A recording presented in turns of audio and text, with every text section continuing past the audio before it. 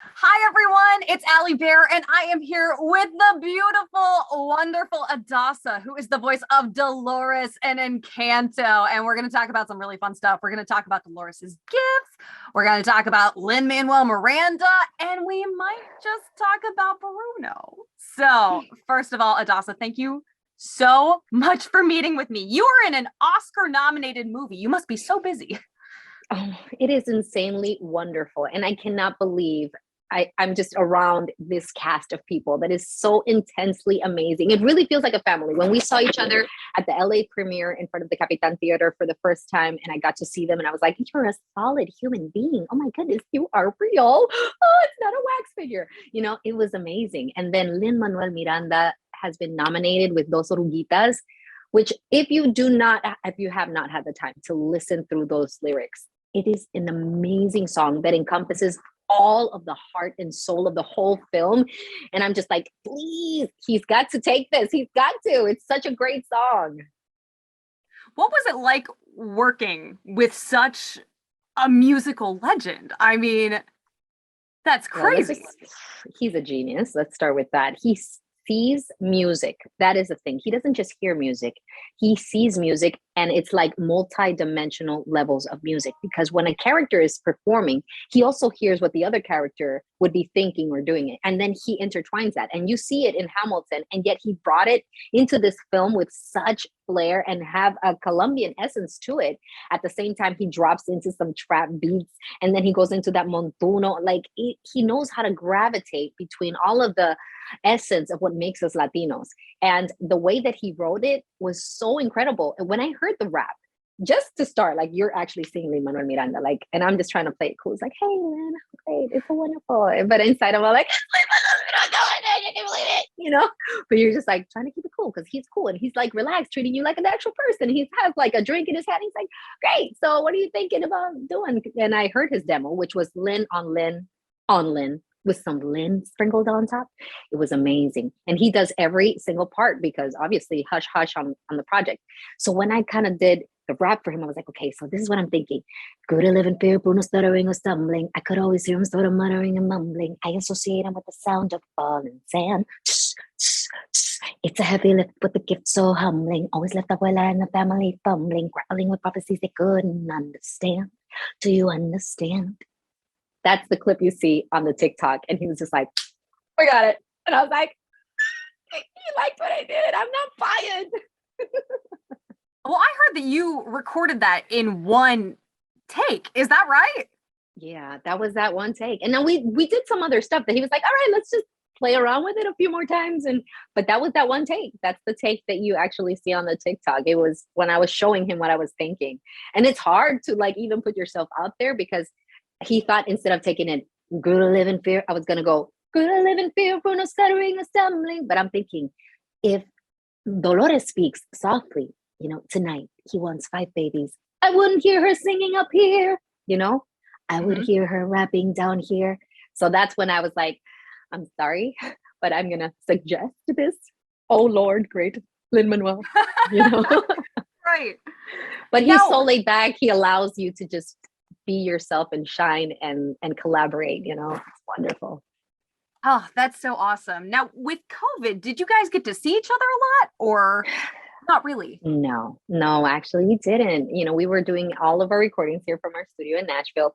I know that some people were like in Colombia, others were like in Miami, New York. So everybody, wherever they were, that's where we recorded. But the first time we got to see each other, it was like a family reunion of just people that you have connected with on such an intimate level. And we actually didn't get to see the film until the end. So we never knew who really did what, except for whatever was coming out on like the promotionals. It's like, oh, John Leguizamo's in this. What? Of course, he'd be the perfect Bruno. There was a lot of little like secrets they kept all the way to the end. Like Maluma, that was announced weeks before. Like we were like, I did because I was like, Maluma's a huge star. I mean, I know his manager because he was the one who signed me to Universal lots of years before. He was the VP at Universal, Walter Com. So I was like, is Maluma going to be in this? And obviously the casting director was like, I really can't disclose that information. But then it did. I was like, and he's my heartthrob. I was like, no. Of course, the two reggaetoneros. Like, yes.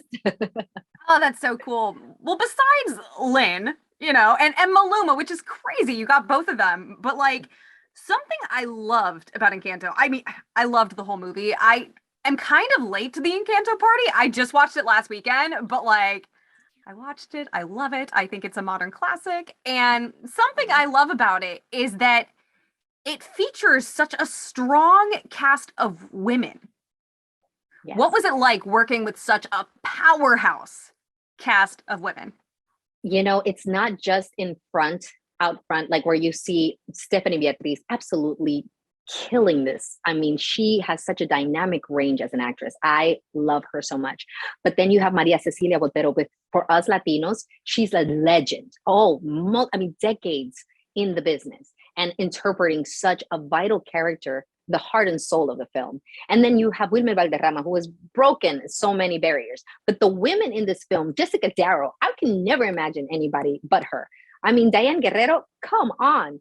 Like Carolina Gaitan. And then behind the scenes, you have Charisse Castro-Smith as a co-director on this film. You have Jermaine Franco doing the score. She has been nominated for an Oscar. Yvette Merino, one of the first female producers on it too. So it's like, it's not just in front what you're seeing, but the women behind it, all that strength, that experience, those rooted love that they have from being from the places that they are, that we all bring in that essence into this film. It's incredible. What an example to all those girls out there who have felt unseen, unheard.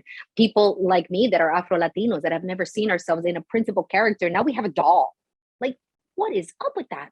Mauro Castillo, he's just as Colombian as I am. He's a different shade than me. But then Stephanie Beatriz, she's just as Colombian as I am. And she's a different shade. And we're a big old family. And that's exactly what we are, a diverse, beautiful, and accurately portrayed group of people. And to me, being among these amazing women, I am humbled. I am honored to be counted among them.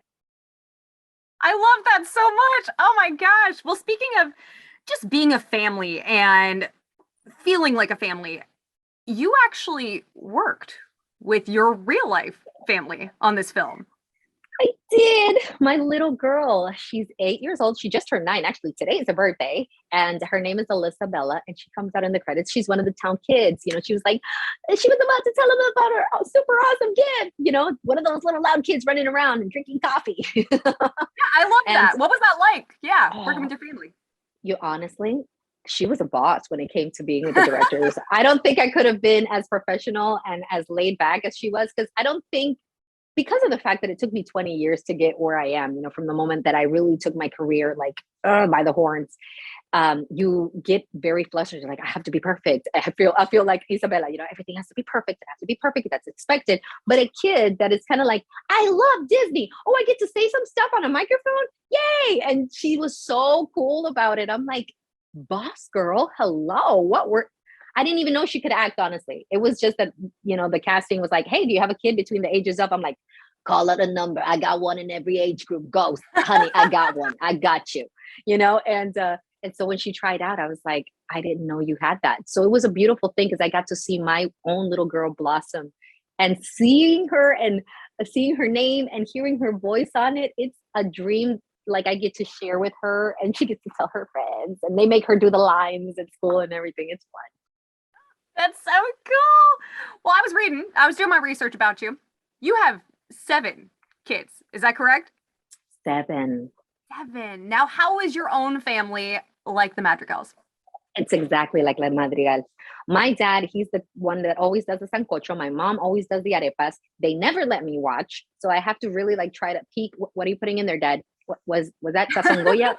Is that yuca? They never let me see, but it's exactly like that. My mom is very much like Pepa. My dad is exactly like Felix, and all of the craziness that goes on in the family and everybody trying to come up with their own new universe within their rooms. That is our family. And they're very much like that. I have the long haired girl that is very much Isabella. And I have my little mini me, which is very much like Dolores.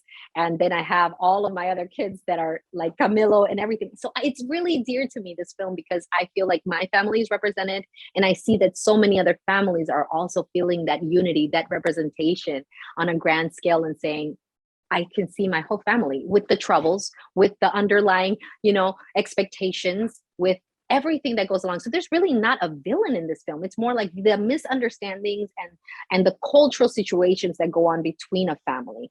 Those things that you feel like, man, why is grandma being so mean? She's not being mean. She just cares in a way that you couldn't understand because of what she went through, So you have to have like a little bit more patience and more like understanding that they have gone through things you will never even imagine. But they love you so much, they don't want you to go through that. And then that's when it's like, I love you. Can you just do what I say, please? Yep. You understand it. Yeah. Oh, wow. I love that. So you just said that you do relate to Dolores. Yes. How did you get to shape her character? Because of the situation that I had gone through COVID and surviving a very tough time right before actually recording with the directors, and I had a miraculous recovery, but for 3 weeks leading prior, I had to speak in very hushed tones to my kids. Please pick up your dishes, because if I spoke any louder, I would literally faint and like hit the floor. Like I could not walk and talk at the same time. So if I wanted to talk with my kids, I had to sit down and put my hands like on my legs and then just speak very calmly and please pick this up. So when I was with the directors and my strength was already at 100% and I felt like Rocky, like I just won, like, oh yes.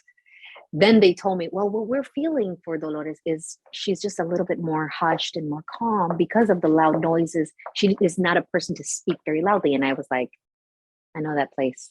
I've been living there for 3 weeks. I got you. And then I kind of did my interpretation and that's what took on the shape of it. So it's a character that's very dear to me. I'm a person that is always with the ear to the ground. And I was like, hello, kids. I know you did not brush your teeth. Go back upstairs. Just because you put toothpaste on your tongue does not mean you brushed your teeth. Go back up there. Let me hear some water running. So I was able to unite my situation that was so heavy with this beautiful character. And it translated into what you hear in the film of Encanto. Oh, I love that. That's so cool. Well, there's just something that I personally am dying to know. We got to see a few of the Madrigal kids' rooms. What do you think Dolores's room would look like? I think she would have like noise cancellation headphones at every wall. Yeah. It's really, she'd be like everywhere and very wide, very zen, maybe like a wall where she can do her art in all pastels, like just non-aggressiveness, just everything calm and sweet, and maybe even like a water fountain, just but nothing but padding in every wall. So she can hear the outside noise. Like there's a tunnel leading into where she sleeps, just long.